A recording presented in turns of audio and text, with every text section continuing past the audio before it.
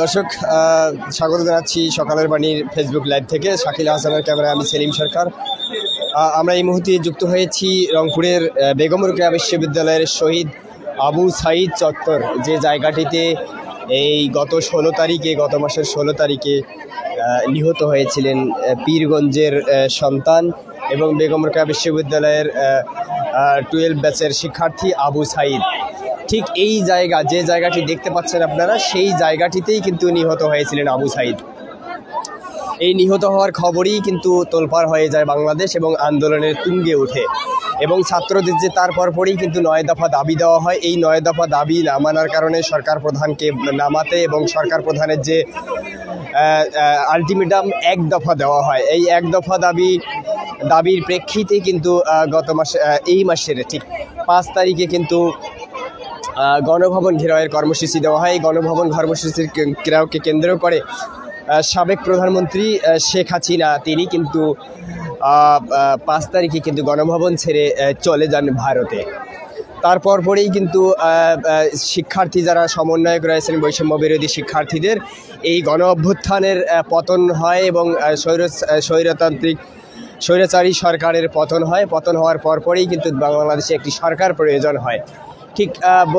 কয়েক ঘন্টা সরকারবিহীন দেশ চলার পরেই কিন্তু বৈষম্য বিরোধী শিক্ষার্থী যারা রয়েছে তারা কিন্তু একটি সমন্বয় করে কিন্তু তারা একটি সরকারকে প্রয়োজন মনে করে তারপরে কিন্তু একটি সরকারের প্রস্তাব করা হয়। সেই প্রস্তাবে কিন্তু ডক্টর মোহাম্মদ ইউনূসকে অন্তর্বর্তীকালীন সরকারের প্রধান করে 17 জন উপদেষ্টা নিয়ে কিন্তু একটি অন্তর্বর্তী সরকার গঠিত হয়। তারপর পরেই কিন্তু আমরা দেখেছি যে সরকার গঠন করা হয়। ঠিক সরকার গঠন করার পরপরই কিন্তু আমরা দেখেছি গতকালকের একটি অনানুষ্ঠানিক বৈঠকে কিন্তু সরকার শপথ নেওয়ার পরপরই কিন্তু অনানুষ্ঠানিক বৈঠকে কিন্তু এই সিদ্ধান্ত নেওয়া হয় যে রংপুরের সন্তান অর্থাৎ পীরগঞ্জের আবু সাঈদ যিনি পুলিশের গুলিতে নিহত হয়েছিলেন তার কবর জিয়ারত করা হবে এবং তার কবরে আসা হবে এবং রংপুরেই প্রথম আসা হবে। এই সরকারের প্রথম সফর কিন্তু রংপুর দিয়েই শুরু হলো এবং আমরা দেখেছি ডক্টর মোহাম্মদ ইউনূসের সাথেই কিন্তু 2 জন সমন্বয়ক যিনি নাহিদ হাসান এবং হাসনাত আবদুল্লাহ তেনারা কিন্তু এসছেন, আবু সাঈদ এসছেন এবং আসার পরে 2 জন এসছেন এবং পাশাপাশি কিন্তু অন্যান্য যারা রয়েছেন তারা এসছেন। আমরা দেখেছি রংপুরের পীরগঞ্জে কিন্তু সকালবেলা অর্থাৎ সকাল 10:30 দিকে কিন্তু রংপুরের পীরগঞ্জে যে মেরিন একাডেমি রয়েছে সেখানে কিন্তু হেলিকপ্টারে করে অবতরণ করেন এবং তারপরেই কিন্তু রংপুরের যে জাফরপাড়া, পীরগঞ্জের খালাস পীরের জাফরপাড়া, সেই জাফরপাড়ায় কিন্তু আবু সাঈদের কবর জিয়ারতের উদ্দেশ্যে রওনা দেন ডক্টর মোহাম্মদ ইউনূস। তারপরেই কিন্তু কবর জিয়ারত শেষে আমরা দেখেছি যে শহীদ আবু সাঈদের পরিবারের সদস্য এবং পরিবারের কাছে গিয়ে ডক্টর মোহাম্মদ ইউনূস কিন্তু নানা ধরনের আশ্বাস দেন এবং সেখানে কিন্তু ডক্টর মোহাম্মদ ইউনূসকে বলছিলেন যে প্রতি ঘরে ঘরে একটা ডক্টর মোহাম্মদ ইউনূস আছে এবং প্রতি ঘরে ঘরে কিন্তু ডক্টর মোহাম্মদ ইউনূস আছে এবং তিনি আরও বলেন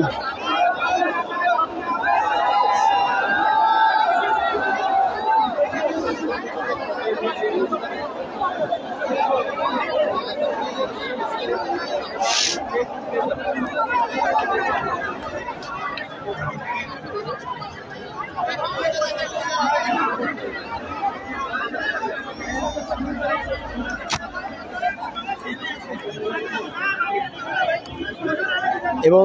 একটি বিষয় বলে রাখি, তারপরে কিন্তু ডক্টর মোহাম্মদ ইউনূস আবু সাঈদের পরিবারের সাথে দীর্ঘক্ষণ তাদের যে বেদনা ব্যথা সেটি কিন্তু শেয়ার করেন এবং তাদের পরিবারের প্রতিটি অর্থাৎ এলাকাবাসী পরিবার আত্মীয় স্বজন আবু সাঈদের যারা আছেন আবু সাঈদের স্বপ্ন থেকে শুরু করে স্বপ্নভঙ্গের ইতিকথা কিন্তু সমন্বয় করেন এবং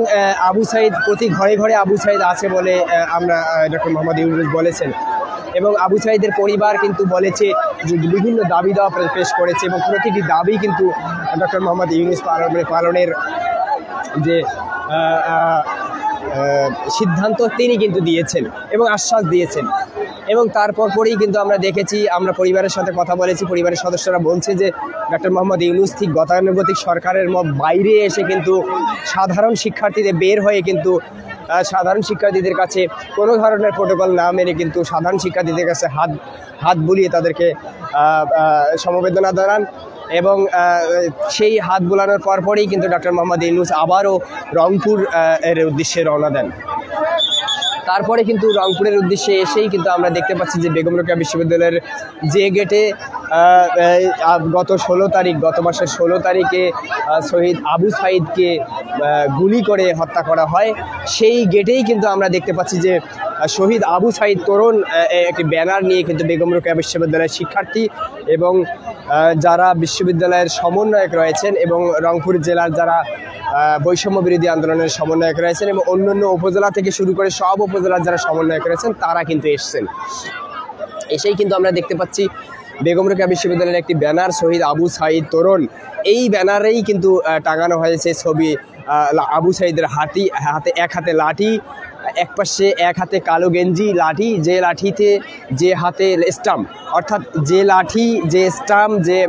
টি শার্ট পরে আবু সাঈদ নিহত হন সেই টি শার্ট পরেই কিন্তু একটি ছবি টাঙানো হয়েছে। এবং পাশে ঠিক তার 2-3 দিন আগেই কিন্তু বৈষম্য বিরোধী আন্দোলন হয়েছে, এই আন্দোলনে কিন্তু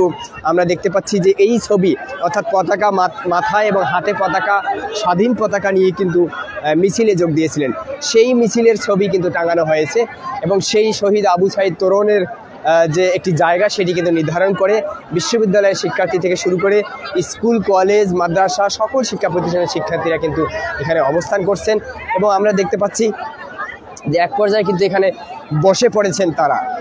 এবং বিশেষ করে আমরা দেখেছি যে আবু সাঈদের কবরেই কিন্তু ডক্টর মোহাম্মদ ইউনূস আবেগ আপ্লুত হয়ে পড়েছিলেন এবং এখানেও কিন্তু ঠিক তেমনই আমরা দেখতে পাচ্ছি যে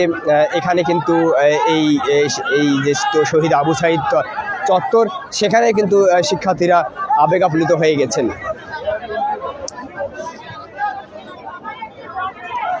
দর্শক আপনারা দেখতে পাচ্ছেন যে শহীদ আবু সাঈদ চত্বরের যে জায়গাটি সেখানে কিন্তু ডক্টর মোহাম্মদ ইউনূস কিন্তু কিছুক্ষণ আগে পীরগঞ্জের আবু সাঈদের কবরে কিন্তু আবেগ আপ্লুত হয়ে গিয়েছিলেন এবং সেখান থেকে কিন্তু রংপুরের উদ্দেশ্যে রওনা দিয়ে এখন রংপুরের বেগম রোকেয়া বিশ্ববিদ্যালয়ের ঠিক ভেতরেই কিন্তু অবস্থান করছেন এবং ডক্টর মোহাম্মদ ইউনূসের আসার খবরে রংপুরের বিভিন্ন উপজেলা থেকে সমন্বয়ক বৈষম্য বিরোধী আন্দোলনের যারা সমন্বয়ক রয়েছেন সমন্বয়ক থেকে শুরু করে বিভিন্ন বিশ্ববিদ্যালয়ের বিভিন্ন স্কুল কলেজের শিক্ষার্থীরা কিন্তু এখানে জড়ো হয়েছেন এবং তারা স্লোগান দিচ্ছেন বিভিন্ন তাদের যা শহীদ আবু সাঈদের যে রক্ত সেই বিষয়গুলো নিয়ে কিন্তু স্লোগান দিচ্ছেন। এই ছিল